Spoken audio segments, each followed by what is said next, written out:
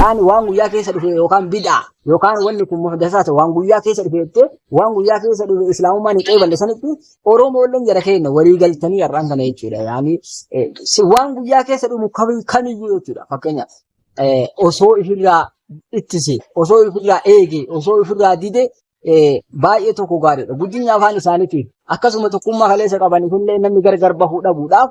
baay'ee tokko barbaachisaa jedhee yaada. Yoo ammoo lakki guyyaa keessa wantoota guyyaa keessa seenuu kana mara yoo qaroomina nuu ta'a guddina nuu ta'a dagaagina bargaagina nuu ta'a haana kan nuu fayyadu taate maarree gaafas anillee asii waan addaa isin oomisha Oromoo jedhee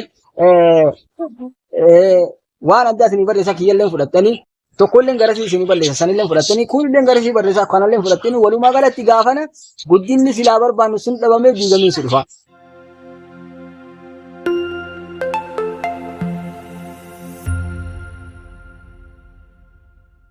تفيد وتتفيد السبب غير كان لكن انا قاعد في الجنه رب سبحانه وتعالى واختلاف السنتكم والوانكم ان في ذلك الايات رب القران ساكن في بتر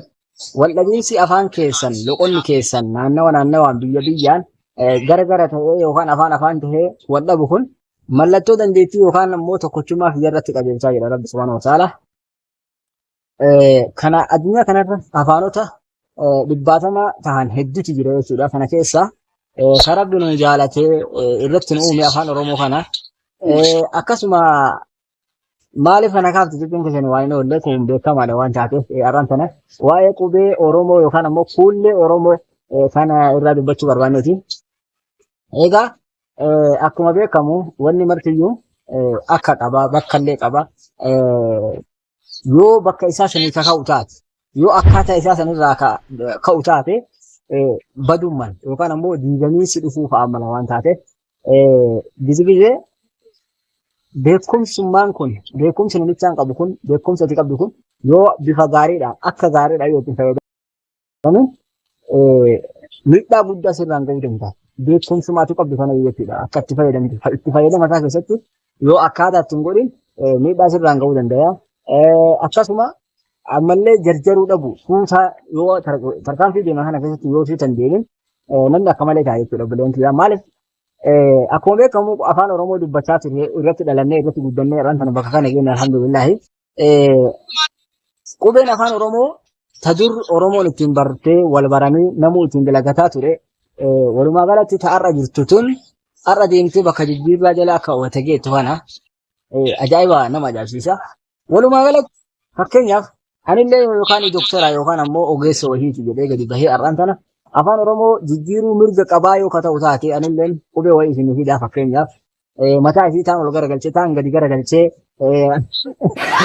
akkasuma walumaa galatti taan irboo fakkeessee taan ulee sakaan fakkeessee yoo ka fidi taate tun afaan Oromootii qabadhaa yoo ani isin jedhe fakkeenyaaf tanallee qabattan kanaan booda ammallee tokkolleen fakkeenyaaf yookaan kibba Oromiyaati yookaan ammoo kaaba Oromiyaati yookaan baha Oromiyaati yookaan Oromiyaa keessaa yookaan Oromiyaan ala yoo haa taatu walumaa galatti afaan Oromoo dubbatu tokkolleen dhufee afaan Oromoo biraa oomisha afaan Oromoo ka biraati beekumsa jechuun yaani wanni marti yeroo wajjin deemuu qabna yeroo wajjin tarkaanfachuu qabna taxawura wanni jedhamu jechuun qaroominna wanni jedhamu argamuu qaba jenne qubee afaan Oromoo kakaleessa jiru san argamsiisuu qabna jennee kakaleessa kana dhihnee addisii oomishuu qabna jennee inni ka biraa fidaa fakkeenyaaf ka biraati sanallee ka biraa fidaa walumaa galatti nama haadha laabuun kun taphata malee guddinni hin ta'u. Kanaaf mee bakka kanatti waan nuti yaadachiisuu barbaadu wannan bakka kanatti afaan Oromoo keessatti argamuu hin qabu jedhee ayyaadu akka yaadatu yaadatu fakkeenyaaf ilaalcha amantaa yoo kafuun hin taatu amantaa musliimaa keessatti seera rabbiin kaleessa samaawaata irraa buuse saniin ala hadiisaa fi quraana rabbiin ergama rabbiin nuu kennee nuun ga'e saniin ala ilmi namaa guyyaa keessatti dabaluu hin danda'u irraallee qannasuu hin danda'u. Laal kun maaliif kun barbaachise yoo ka jennu taate ilmi namaa guyyaa keessa yoo ka itti dabalu taate seera rabbii sana dhiibbaa irraan ga'uu danda'a yookaan ammoo akka inni badu ilaalcha fedhii isaa itti naquu danda'a waan taate kanaan booda ergaan akka samaawaata irraa dhufee silaa ilma namaa bira ga'uu barbaachisummaa qabu saniin argatu waan taate kanaaf rabbiin tolchee irraa dinniinee bakka kanatti ilmi namaa amantaa islaamaa keessa kamiyyuu akka jijjiirullee hin dandeenye akka waan haquullee hin dandeenye rabbiin irraa dhoobu. Kana rabbiin tolchee irraa dhoobu. Maaliif rabbiin kana irraa dhoobu yoo jennu miidhaa inni qabu guddaadha bakka kanatti si galee. Kana maaliif jettoo kan taate wanni aan jechuu barbaade Oromoon osoo walii galee bakka kanatti akka seerri rabbii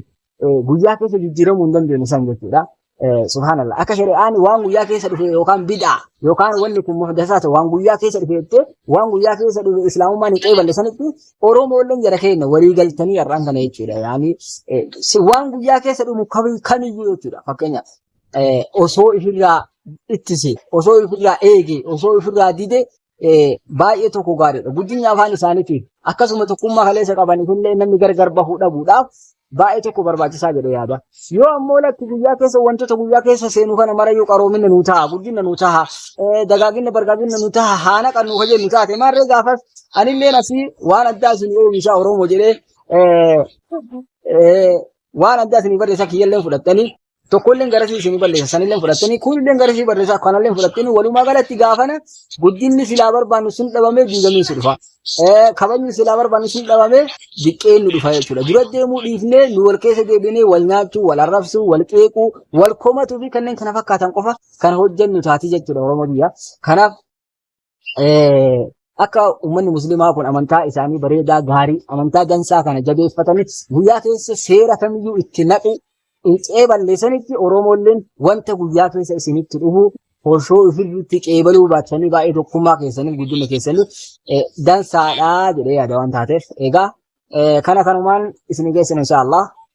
nama duratti deemee addunyaa afirallee harkatti qabatee rabbi isaatiin walii galee biyya isaatiin illee walii galee addunyaa irraa godaan rabbi nu haa taasisu isiniin jedha umriin nu haa dheeratu fayyaa rabbi nu haa kennu waa yaadne marayyuu bakka jirrutti rabbi nu haa walitti qabu isiniin jedha. Channel kana subscribe, like, share gochuudhaan viidiyoo biraatis yoo rabbi fedhe gara fuulduraatti waan isiniin kennuuf akka nu eeggattan isiniin jenna. Wassalamu